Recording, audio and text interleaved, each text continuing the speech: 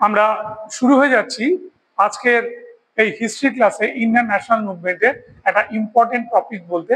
এবং আজকে আমরা অধ্যয়ন থেকে যে টপিকটা শুরু করছি তিনি হচ্ছেন আমাদের অরবিন্দ ঘোষ।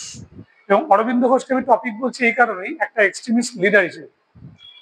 এখানে আমি দেখিয়েছি যে 1872 থেকে 1950 তার এই স্প্যান, এবং এই স্প্যানটার মধ্যে তিনি কি করেছিলেন।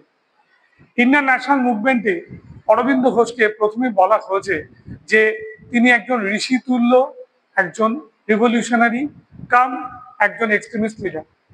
এবং এই ভদ্রলোককে আমরা প্রথম দেখতে পাই যখন ইনি ইন্ডিয়ান সিভিল সার্ভিস পরীক্ষায় রিটেন এক্সামে পাশ করেন, এবং পাশ করবার পর তিনি কিন্তু আমাদের হর্স রাইডিং এবং রাইফেল শুটিং এর যে দিনটা ছিল বা এক্সামের দিনটা ছিল তাতে উনি অ্যাবসেন্ট হয়ে যান।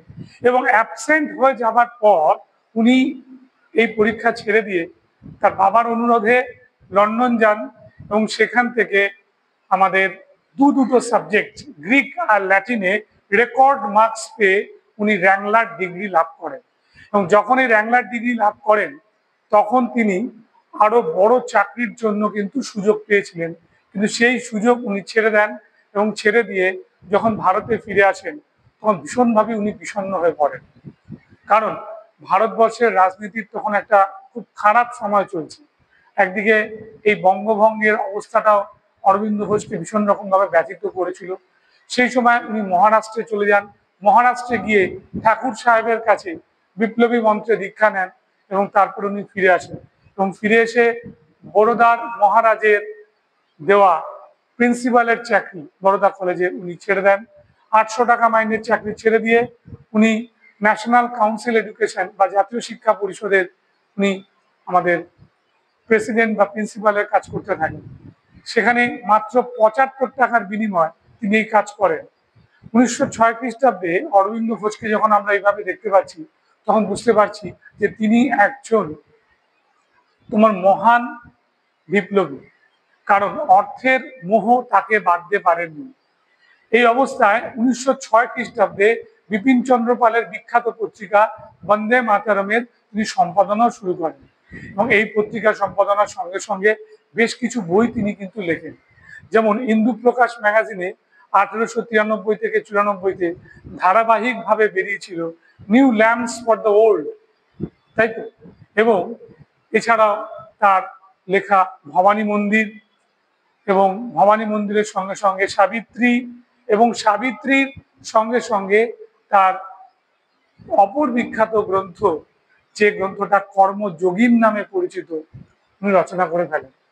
এবং যখন উনি পন্ডিচেরির সন্ন্যাসী হয়ে গিয়েছিলেন সেই সময় তার বিখ্যাত বই আমরা দেখতে পাই সাবিত্রী, এবং একই সঙ্গে লাইফ ডিভাইন। ক্লিয়ার? অরবিন্দ ঘোষকে আমরা আবার লাইমলাইটে দেখতে পাই যখন উনি অনুশীলন সমিতি এবং যুগান্তর দলের হয়ে কাজ করতে করতেই আমাদের বিখ্যাত আলিপুর মামলায়, আলিপুর ষড়যন্ত্র মামলায় উনি কিন্তু অ্যাকিউজড হন, অভিযুক্ত হন।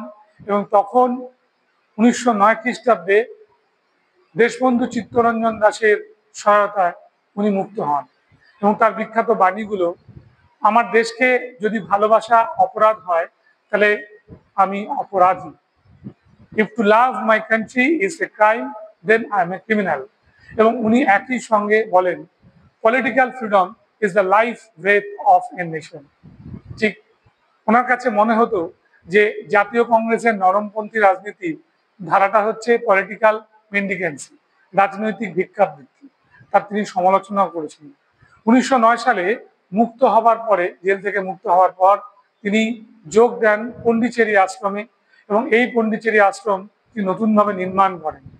এবং মনে রাখবে 1950 মানে 1950 সালে বন্দে মাতরম সঙ্গীতটা তিনি কিন্তু ইংরেজিতে অনুবাদ করেছিলেন, এবং ওই বছরই 1950 সালে তার মৃত্যু হয়।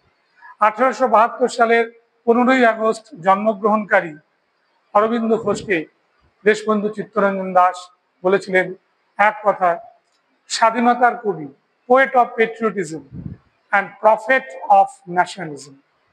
ঠিক, অরবিন্দ ঘোষ আজকে এখানেই শেষ করছি। নেক্সট দিন আমরা আরেকজন ব্যক্তিত্বকে নিয়ে আলোচনা করি।